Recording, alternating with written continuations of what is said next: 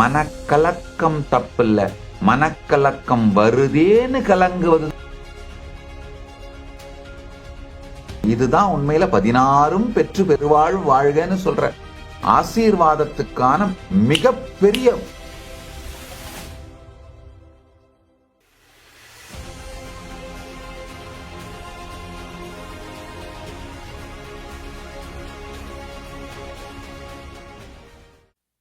அல்டிமேட்டான isometric பிராக்டிஸும் மற்றும் அல்டிமேட்டான power manifestation ரெண்டுமே இந்த 16 உங்களுடைய பாசிபிலிட்டிஸ், உங்களுடைய சைதன்யத்தோட சக்திகளை புரிந்து கொண்டால் உங்களால நடத்த முடியும். விழிப்புணர்வு, அதாவது சஞ்ஞானம்னா என்னன்னா பேசிக் ரெக்கக்னிஷன், அடிப்படை அங்கீகாரம். நீங்க இருக்கீங்க அப்படிங்கறத ரெக்கக்னைஸ் பண்றதா சஞ்ஞானம். ஆஞானம் அப்படின்னா உங்க உள்ளுக்குள்ள நடக்கிறத உங்களால மாற்றக்கூடிய இன்னர் லார்ட்ஷிப், உள் ஆண்மை, நிர்வாக ஆண்மை. சஞ்ஞானம் அப்படிங்கிற விழிப்புணர்வுன்னு சொல்லலாம். அடிப்படையை உங்களை ரெக்கக்னைஸ் பண்றது, அதான் சஞ்ஞானம். ஆஞானம் அப்படின்னா நிர்வாக ஆண்மை, மேலாண்மை, உள் ஆண்மை, இன்னர் லார்ட்ஷிப். உங்களுக்குள்ள நடக்கிறத எண்ணங்களை மாற்றவும், திருத்தவும், நிறுத்தவும், அடக்கவும், பெருக்கவும், சுருக்கவும், ஆக்கவும், காக்கவும், அழிக்கவும் முடிகின்ற உள் ஆண்மை. விஞ்ஞானம் அப்படிங்கிறது அறிவை பெறுதல், நாலேஜ் அக்வயரிங்,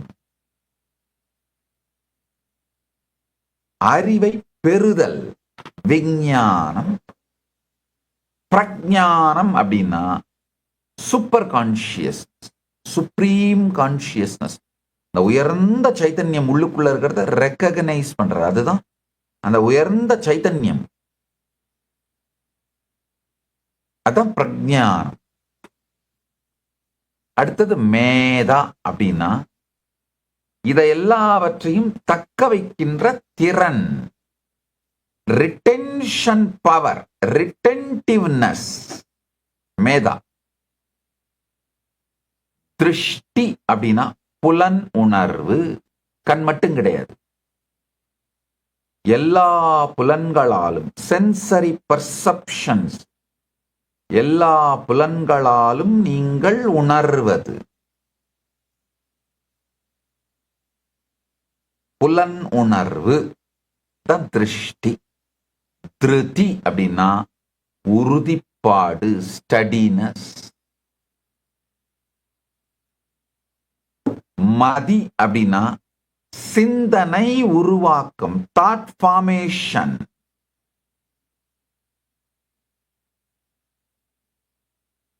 மனிஷா அப்படின்னா இண்டிபெண்டா திங்க் பண்றது, சுதந்திரமான thinking, out of the box think பண்றது. பாக்ஸே ஒரு ஹோக்ஸ்னு புரிஞ்சுக்கிட்டு சர்வ சுதந்திரத்தோட திங்க் பண்றது.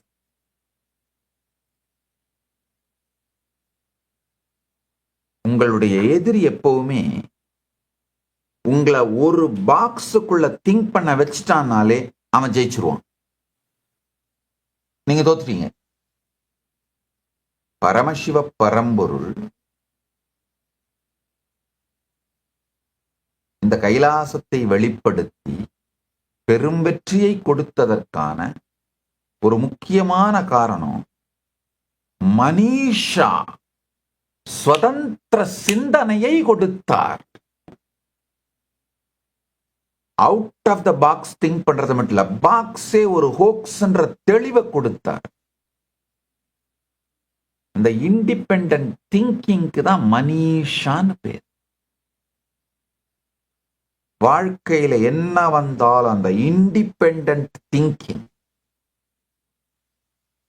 சுதந்திர சிந்தனையை வைத்திருந்தீர்களானால் தோல்வி கிடையாது, துக்கம் கிடையாது. 10வது ஜுதி, மனக்கலக்கம், மென்டல் எஜிடேஷன். நல்லா புரிஞ்சுக்கோங்க, இந்த மென்டல் எஜிடேஷனும் உங்களுடைய ஒரு சக்தி. அதாவது ஆராய்ந்து ஒன்றோடு ஒன்று கலக்கி பார்த்து இந்த கிரிட்டிக்கல் திங்கிங்க்கு தேவையான அனலிசிஸ் ப்ராசஸுக்கு மனக்கலக்கம் எனப்படும் ஜுதி எனப்படும் மென்டல் எஜிடேஷன் தேவை. பிரெயின் ஸ்டாமிங் பண்ணாதான் மிகப்பெரிய தெளிவுகளுக்குள் நீங்கள் செல்வீர்கள். அதனால மனக்கலக்கத்தை, பழிப்பதை, வெறுப்பதை நிறுத்துங்கள். மனக்கலக்கம் தப்பில்ல, மனக்கலக்கம் வருதேன்னு கலங்குவதுதான் தப்பு. மென்டல் எஜிடேஷன் தப்பு இல்ல, மென்டல் எஜிடேஷனை பார்த்து எஜிடேட் ஆகிறதான் தப்பு. பர்வர்ஸ் எஜிடேஷன் தான் தப்பு. வித்தியாசம் புரிஞ்சுக்கணும். ஜுதி உங்களுடைய சக்தி. 11வது ஸ்மிருதி, நினைவு, மெமரி. அது உங்களுடைய சக்தி. சுத்தமான பசுனை உணவிலே சேர்த்துக் கொள்வதும், தினந்தோறும் தவறாது கும்பகத்தோடு கூடிய யோகங்களை செய்வதும், பிராணாயாமம் பண்ணாலும் பரவாயில்ல, இல்ல சில ஆசனங்கள்லயே கும்பகம் நடக்கும். திரிகோணாசனம் பண்ணீங்கன்னா, பశ్చిமோத்தாசனம் பண்ணீங்கன்னா, பத்மாசனத்துல உட்கார்ந்து மூலபந்தம் பண்ணீங்கன்னா, இந்த மாதிரி ஆசனங்களிலேயே கும்பகம் நடக்கும். இந்த ஆசனங்களிலேயே கும்பகம் நடக்கின்ற ஆசனங்களும் அல்லது கும்பகமோ செய்தீர்களானால் ஸ்மிருதி எனும் சக்தி பலப்படும். கும்பகம் ஸ்மிருதியை பலமாக்கும். 12வது சங்கல்பம். 12வது சக்தி சங்கல்பம். தீர்மானமும் நோக்கமும், ரிசால்வும் இன்டென்ஷனும். நல்லா புரிஞ்சுக்கணும். சங்கல்ப சக்தி வளரணும்னு நினைச்சீங்கன்னா ஃபாஸ்டிங் பண்ணுங்க. அடிக்கடி ஃபாஸ்டிங் பண்ணீங்கன்னா குறைஞ்சபட்சம் வாரத்துக்கு ஒரு முறையாவது, என்கிட்ட கேட்டீங்கன்னா வாரத்துக்கு, என் தனிப்பட்ட வாழ்க்கையில் நான் வாரத்துக்கு 3 நாளாவது ஃபாஸ்டிங் பண்ணிடுவேன். தினசரி வாழ்க்கையே ஒரு இன்டர்மிட்டன்ட் ஃபாஸ்டிங் மாதிரி தான். நீங்களாம் அட்லீஸ்ட் வாரத்துக்கு ஒரு தரமாவது ஃபாஸ்டிங் பண்ணீங்கன்னா சங்கல்ப பலம் அதிகமாகும், சங்கல்ப சக்தி பலப்படும். 13வது கிரது, தொடர்ச்சியான பயன்பாடு. அப்படின்னா என்னன்னா, உங்களுக்குள்ள இருக்கிற எல்லா சக்திகளையும் தொடர்ந்து தினந்தோறும் உபயோகிக்கணும். நீங்க உபயோகப்படுத்தாத எதுவுமே உங்களது இல்ல, மறந்துரும், காணாம போயிடும். அதனாலதான் கிரது, தொடர்ச்சியாக பயன்படுத்துதல் அப்படிங்கிறது ஒரு சக்தி. 14வது சக்தி அசு, வாழ்க்கையோட அல்டிமேட்ட தொடர்ந்து தேடுறது. நல்லா புரிஞ்சுக்கோங்க. உங்க கடந்த காலத்தை அழிச்சு, வறுமையில இருந்த கடந்த காலத்தை அழிச்சு, ஒரு 100 கோடி ரூபாயோட நீங்க செல்வந்தரா வாழற கடந்த காலத்தை உருவாக்கி, அதே மாதிரி அது நிகழ்காலத்துல, எதிர்காலத்துல இத்தனை கோடி சொத்தோட உங்க வாழ்க்கை மலர்ந்துருச்சுன்னா உடனே அதோட அப்படியே விட்டுறது கிடையாது. இப்ப கடந்த காலத்தை அழித்து நான் எப்படி கடந்த காலத்தை மாற்றி வைத்தாலும் அது நிகழ்காலத்திலே வெளிப்படுகிறதுங்கிற அறிவியலை புரிந்து கொண்டு, இந்த அறிவியலை வைத்து வாழ்க்கையை இன்னும் அடுத்த நிலைக்கு எப்படி எடுத்துட்டு போறதுன்ற வாழ்க்கை தேடல், அது உங்களுடைய சக்தி. அதை உபயோகப்படுத்திக்கிட்டே இருக்கணும். 15வது காமம். நல்லா புரிஞ்சுக்குங்க. காமம் உங்களுடைய சக்தி. ஆசை உங்களுடைய சக்தி.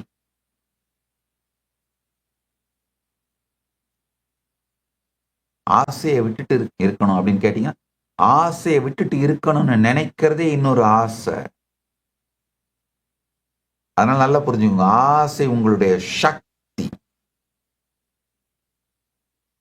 ஆசை தவறல்ல, ஆசை எனும் சக்தியை முறையாக உபயோகிக்க தெரியாமல் இருப்பதுதான் தவறு. 16வது வாசக அப்படின்னா வழிகாட்டல், கட்டுப்பாடு. உங்களை நீங்களே உங்க டைரக்ஷனை நோக்கி கண்ட்ரோல் பண்ணி உங்க வாழ்க்கையை நடத்துற சக்தி. இந்த 16ஐயும் புரிந்து கொள்ளுங்கள். சஞ்ஞானம், ஆக்ஞானம், விஞ்ஞானம், பிரஞானம், மேதா, திருஷ்டி, திருதி, மதி, மனிஷா, ஜுதி, ஸ்மிருதி, சங்கல்பம், கிரது, அசு, காமம், வாசாகா. இந்த 16ஐயும் புரிந்து கொள்ளுங்கள். உங்களுடைய சுப்ரீம் சுத்த சைதன்யத்தோட ஒளி இந்த 16 ஃபில்டர் வழியா போகும் பொழுதும் 16 சக்திகளா வெளிப்படுது. இந்த 16 திறன்களை புரிந்து கொள்வதுதான் பிராக்டிக்கலான மிகப்பெரிய செல்ஃப் நாலேஜிங்க. இதுதான் உண்மையில 16ம் பெற்று பெருவாழ் வாழ்கன்னு சொல்ற ஆசீர்வாதத்துக்கான மிகப்பெரிய விளக்கம்ங்க. Nityanam, thank you for watching, and if you found the video enlightening, please give it a like, share it with your loved ones, and subscribe to stay connected with us. don't forget to click the bell icon to receive the notifications.